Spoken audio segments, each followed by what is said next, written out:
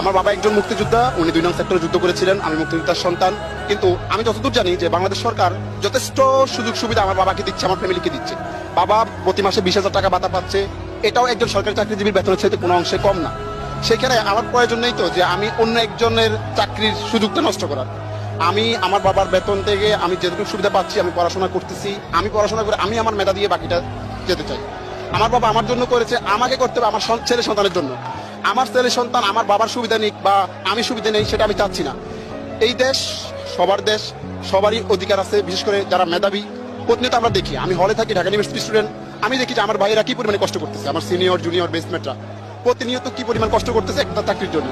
সেইখানে আমি কেন পরিশ্রম বিনা আমি কেন সুযোগটা নিব? আমি এই জায়গায় আমিও চাই ওদের সাথে আমি লড়তে। যদি আমি মেধায় ওদের সাথে না লড়তে পারি, তাহলে আমি কিন্তু আমার মেধার পরিচয় দিতে পারবো না।